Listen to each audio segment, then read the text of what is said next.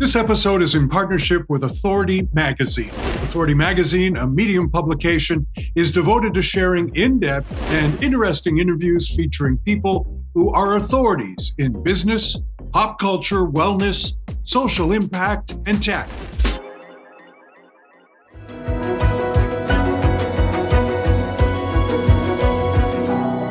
Caitlin Morrison lost her brother, a brother who was a household name. Matthew Perry is celebrated for his television comedy on Friends and his role on the big screen. He was a big star, and yet his addictions eventually caught up with him. Now, Caitlin, along with her family, works to assist those struggling with addiction in her brother's name. Well, Caitlin, welcome to Believe in People. Thank you. Thank you. It's wonderful to be here. Why don't you tell us a little bit about Matthew Perry? A little bit about Matthew Perry. Yes. A little bit about what we didn't see on the screen. Well, you actually saw a lot of Matthew Perry on the screen. That Chandler character was all him. That was all the sort of weird, quirky, sarcastic, funny, off the cuff kind of guy that he was, the kind of at home comedy that he did his whole life.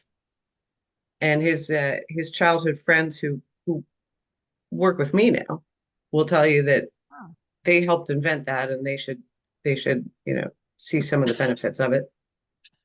They don't at the moment. They don't. But he was that guy. He was a funny, quirky, all the things, but he was also he was such an interesting human being in the way that he saw life, in the way that he saw the experience of other people, that he felt things. I mean, I think he had sort of an emotional awareness of the world around him that was so deep and profound and in some cases painful, that all that funny, all that hilarious guy that people invited into their living rooms and copied could I be any funnier?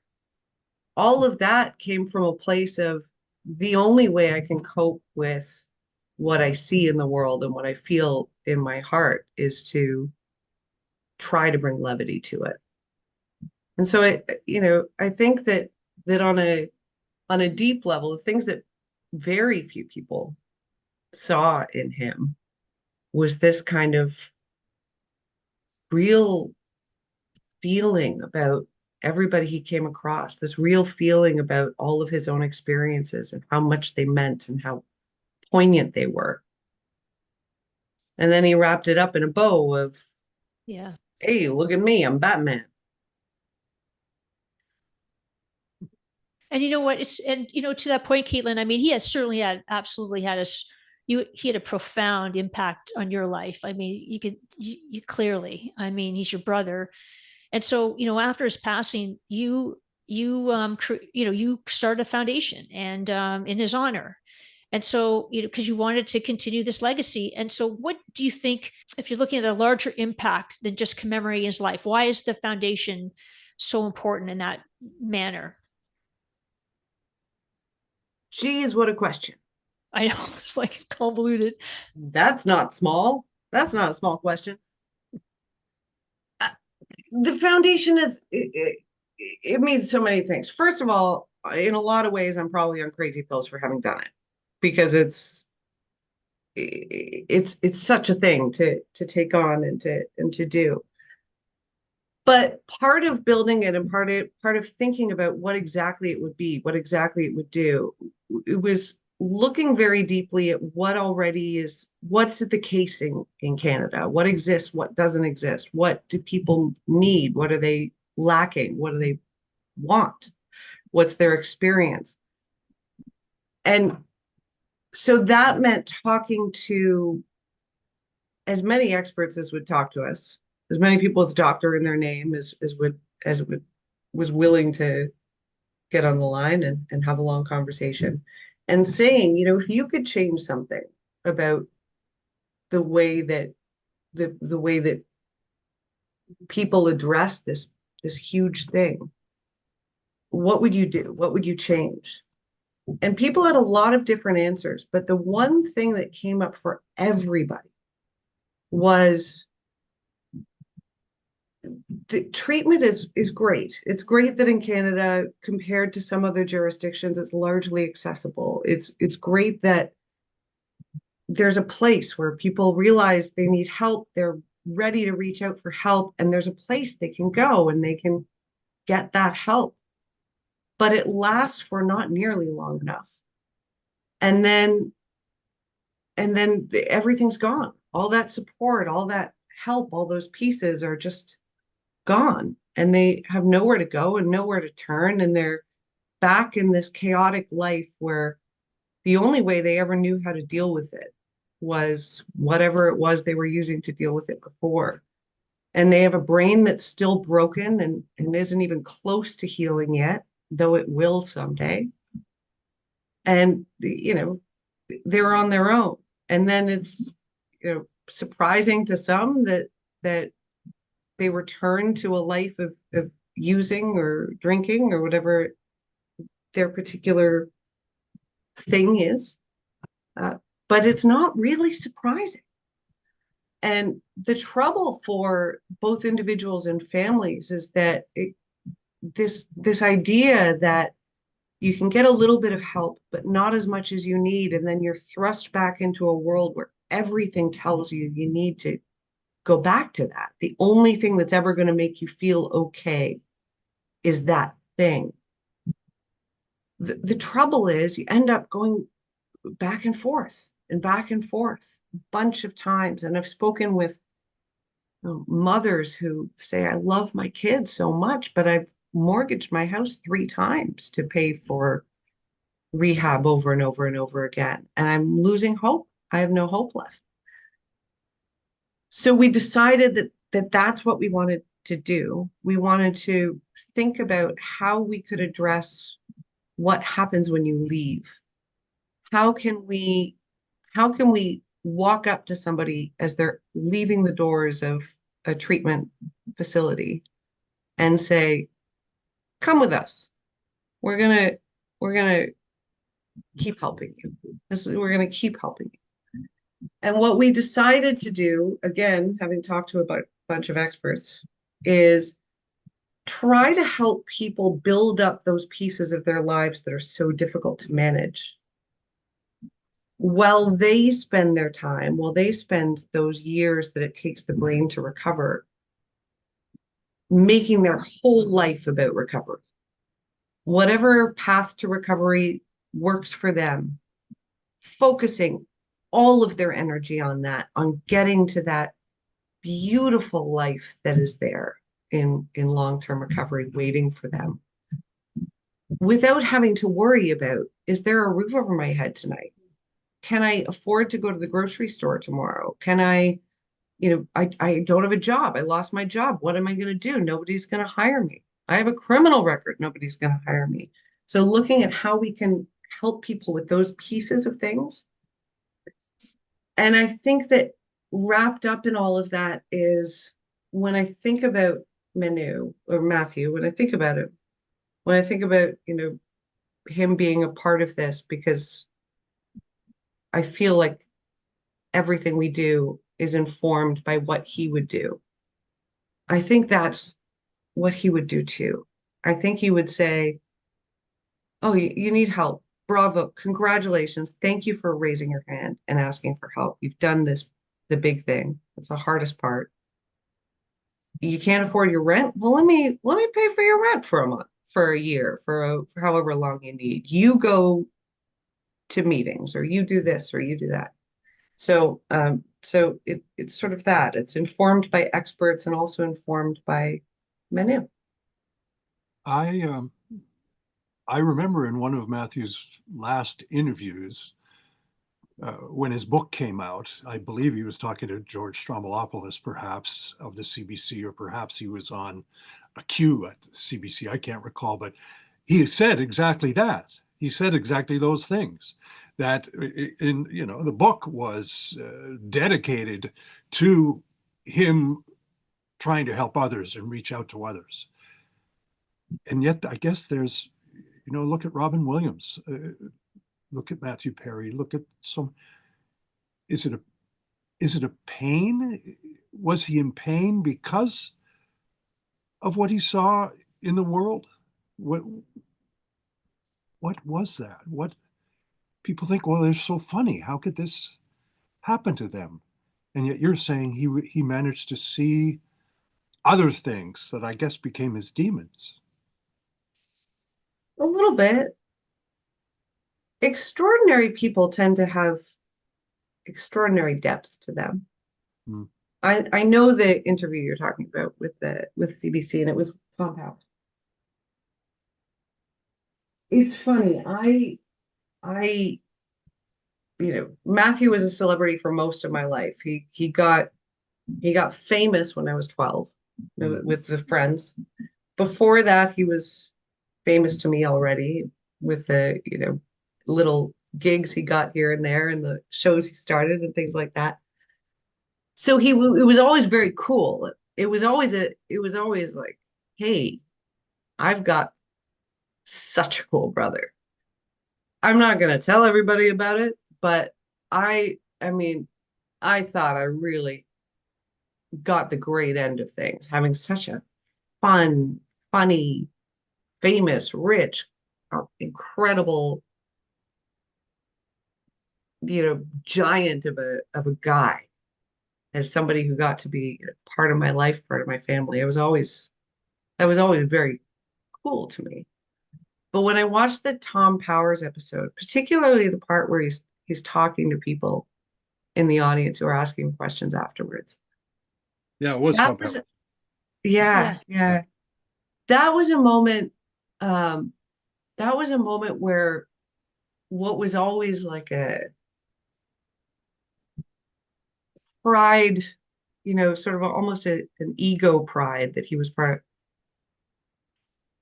I have never felt proud the way that I felt during watching that. Watching him strip down all of the facade of, here I am, this funny, witty, amazing, Star. hilarious, handsome guy, star, stripping it all away to say, I'm a human being. I have felt pain. I know that you feel pain, and I want to help you not feel that pain anymore. That was the guy that made me think, he's not just cool, he's extraordinary. He's extraordinary. I think his comedy was a lot about seeing that people feel those things and giving them an outlet, being the centerpiece of people being able to laugh instead of cry. And somebody like Robin Williams, I think, might have been the same way too. When you feel deeply, when you have those sort of emotional struggles within yourself, I think that you're better able to identify them in others. And I think that there's something very human in saying, I know what that feels like, and I don't want somebody else to have to feel that too. And I have this superpower of being able to make people laugh anytime I want them to laugh, gutturally, in a way that makes their stomachs hurt. And I'm going to do that. That's my gift to them, is I'm going to do that. Yeah. And Caitlin, on the recovery side, and talking about mental wellness, what is something about addiction and recovery that you wish more people understood, especially those who never have experienced it firsthand and or witnessing it? It's very difficult to pick one thing. There are so many facets to it that it would be great for people to understand more. I think broadly, and to a certain extent, this has become more the norm in the way people think about it, but I think that there's still more to be learned. I think broadly, I'd like people to think about addiction as a disease, but not just, hey, addiction's a disease. More significantly, addiction is a disease of the brain. It is a dysfunction of a specific part of our brain in the way it's supposed to work. And when somebody has a disease, in this case, it's a terminal disease, there are treatments that there's a treatment protocol, right? In each individual has their own particular treatment protocol that is right for them. Take an example from bodily diseases as opposed to diseases of the mind. If somebody is diagnosed with cancer, they'll be assigned to an oncologist, and an oncologist will say, we're going to try treatment A, B, C through Z. We're going to try every single treatment that we can. We're going to see what combination of things works best for you. We're going to keep trying. We're going to keep coming back and looking at it and reevaluating it. And we're going to keep doing whatever it is we need to do to get you into remission. And then we'll check on you and make sure that you're still in remission. We'll do that from time to time. In the world of addiction, and this goes for some other mental health conditions too, in the world of addiction, there's less of that approach. The approach tends to be, we'll say, sure, you have a disease. And then we're going to suggest a very specific treatment for you, and only one. And we're going to tell you that the expectation is that one treatment in a very short course of time is going to fix you.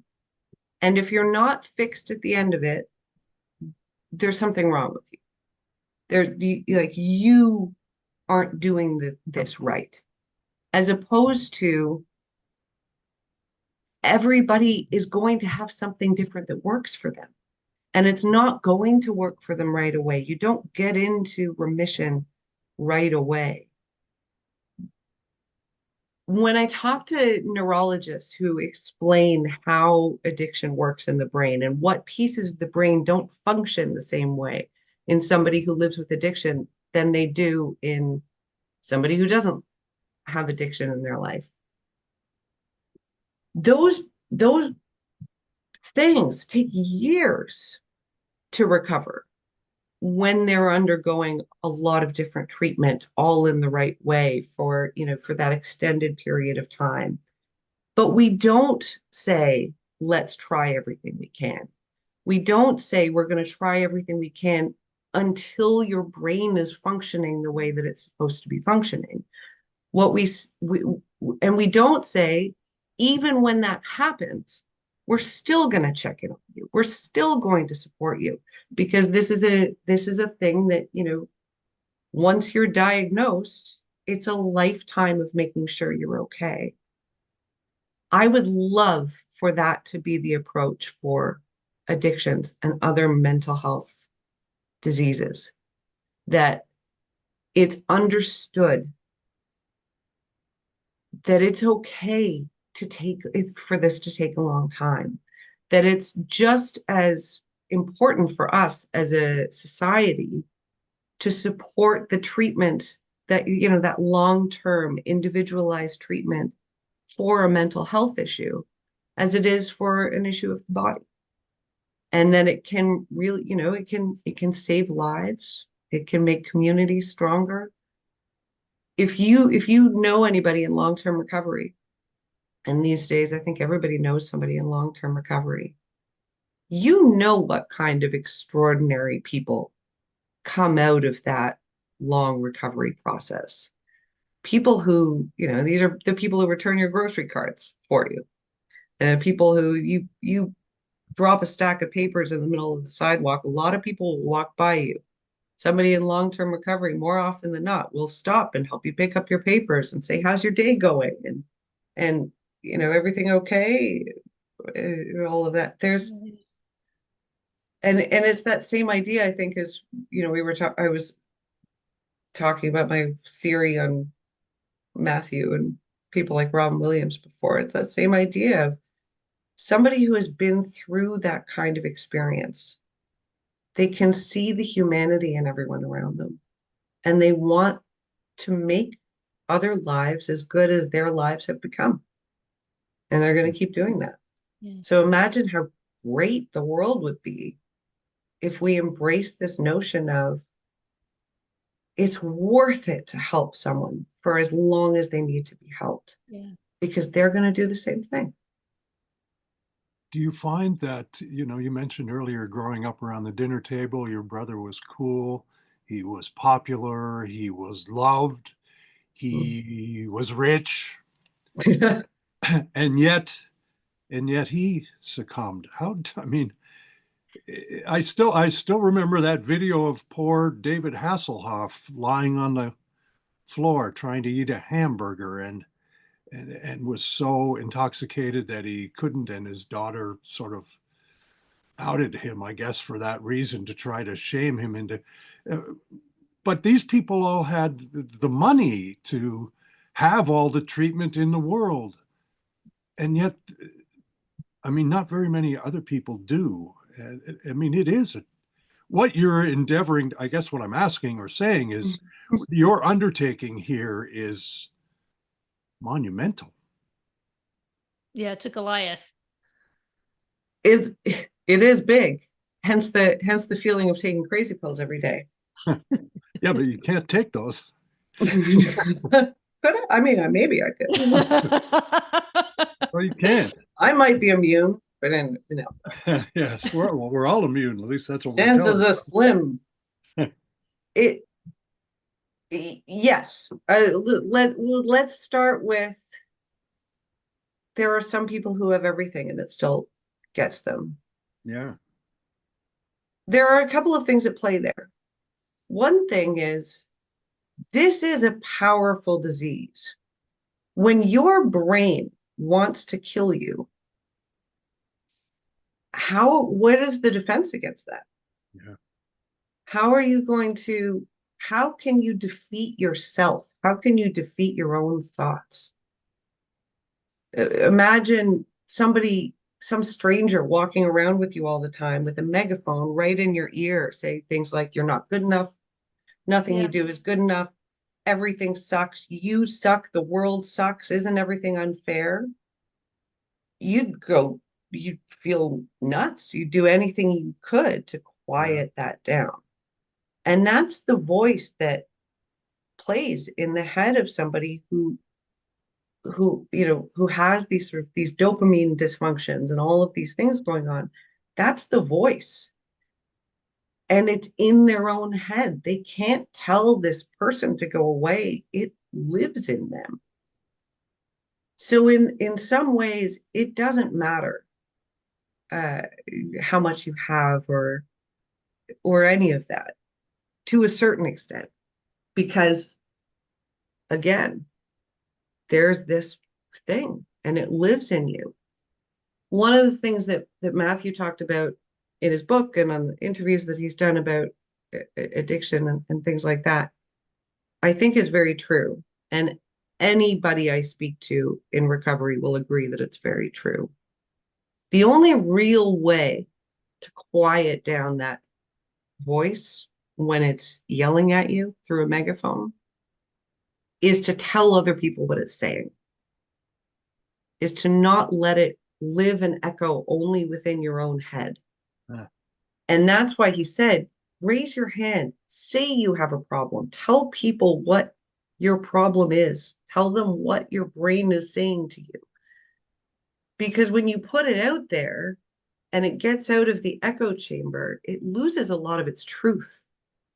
It stops seeming like the only thing that's real in the world. And you see it, you hear it coming back, from somebody else that you've just said something to, and you think, oh, you know what? Maybe that's not true.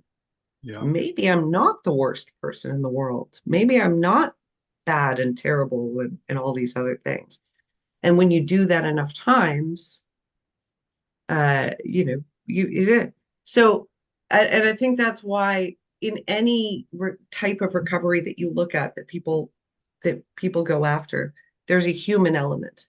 Yeah. There's an element of making sure that you are talking openly and honestly with people who understand what that voice is and can tell you when it's lying to you. I mean, any recovery program, that's what it is. People sitting in a room together, telling everybody else what the voice is saying and letting them say back, well, no, in this case, the voice is not telling you the truth.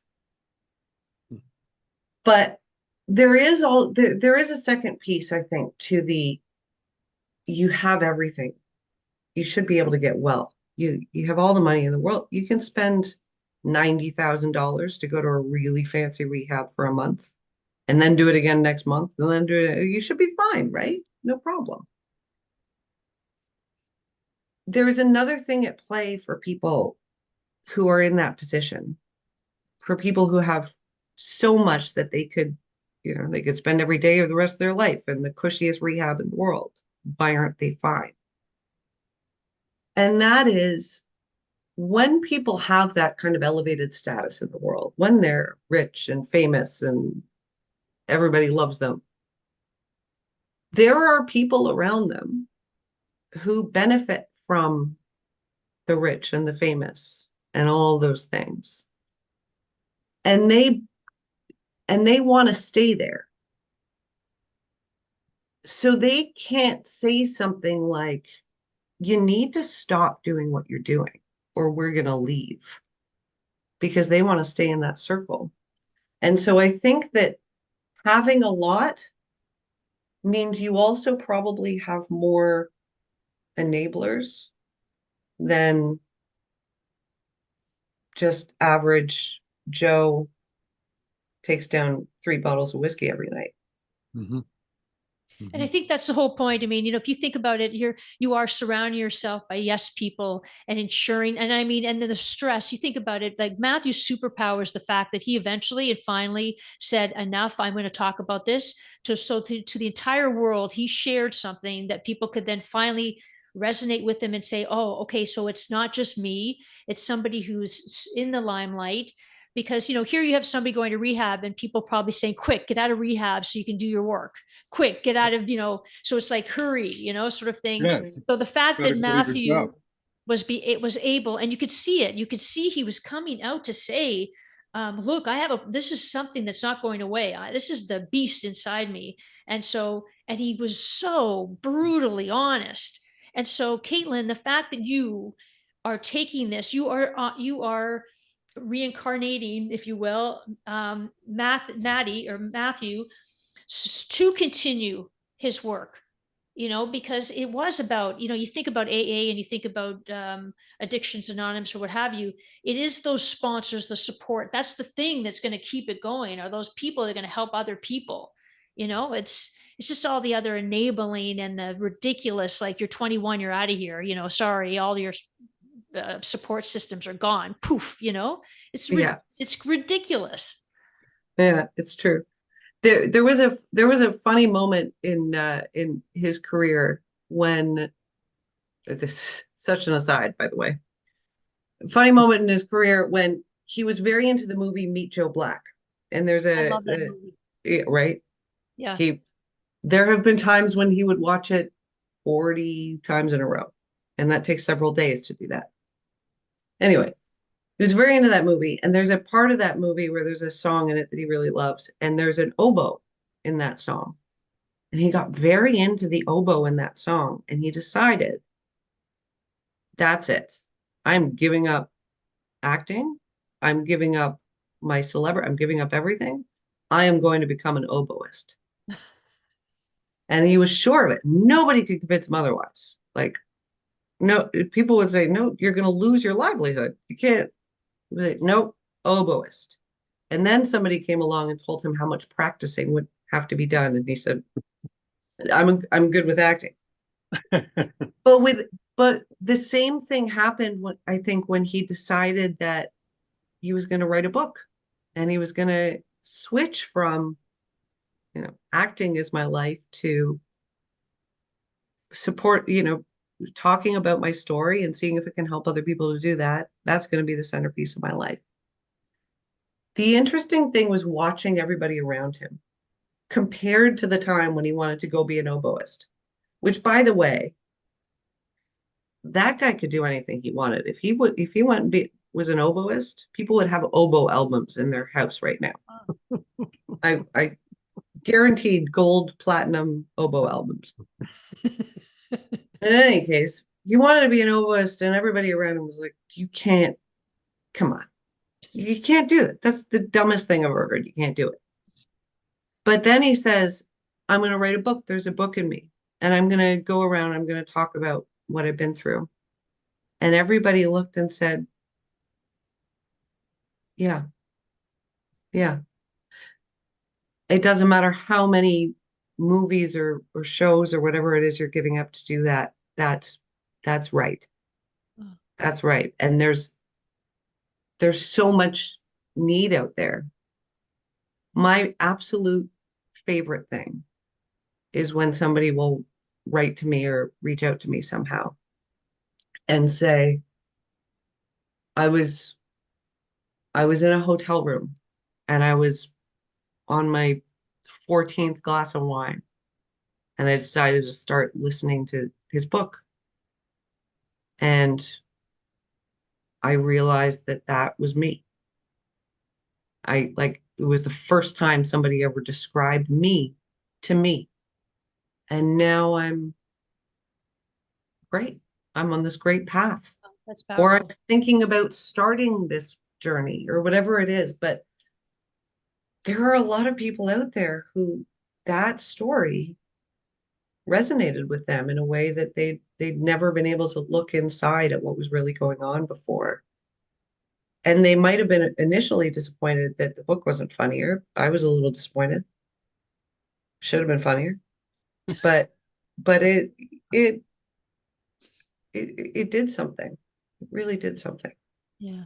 We have come to the end of our chat, but you said a couple of things, and it leads into the title of our show and the question that we ask every week. But you mentioned about how someone in recovery is more likely to bend over and help you pick up your papers when you drop them on the street, or someone in recovery may recognize, that maybe you're having a bad day, or maybe they're going to ask you how you're feeling that day. And that really describes your brother's character, at least your brother's character that I recognize from all those shows, because I was addicted to those shows just like everyone else in that goofy coffee shop and all that kind of stuff. And despite what your brother went through, and despite that he's no longer with us, despite all that, why do you still believe in people?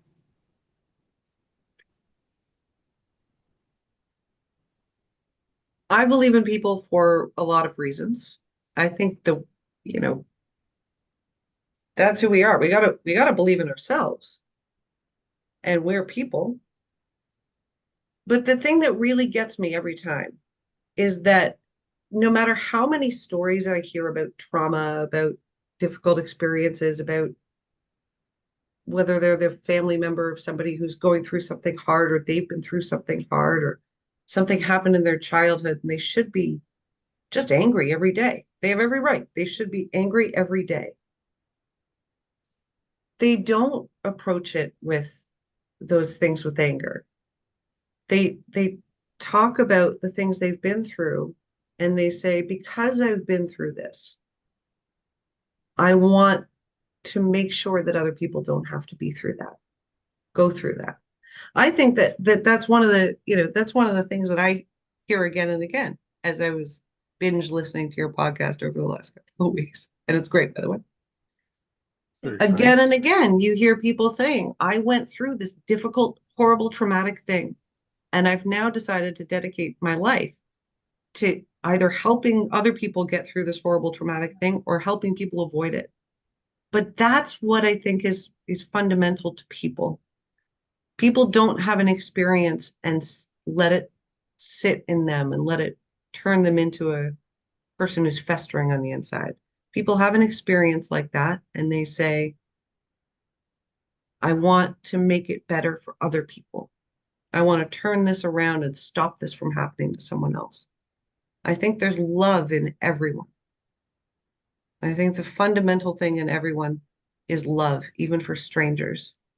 And that when you give somebody something hard, that love becomes the centerpiece of everything they do forever. Caitlin Morrison, thank you. Thanks, Caitlin. Thank you. Thank you. Kevin, Caitlin was a delight. I don't use that word delight, do I? But the fact that she's carrying on her brother's wishes to help others, especially with addiction, is really it takes a lot of strength to be able to do that, and she's doing it well. Well, and I wish we all wish her well with the project, because they're, you can't go a day without running into someone who is struggling or has a family member who's struggling, which means they're struggling as well. Support is one of the few things that may help, and I think Caitlin and this project is going to do just that. She said some very positive things about our podcast at the end of the interview. I know. And if you're feeling positive about this podcast, perhaps this podcast could be therapeutic for you in some way. And if that's the case, please subscribe to our podcast or seek us out and share us with your friends. Believe in people. Thank you. Thanks, everyone.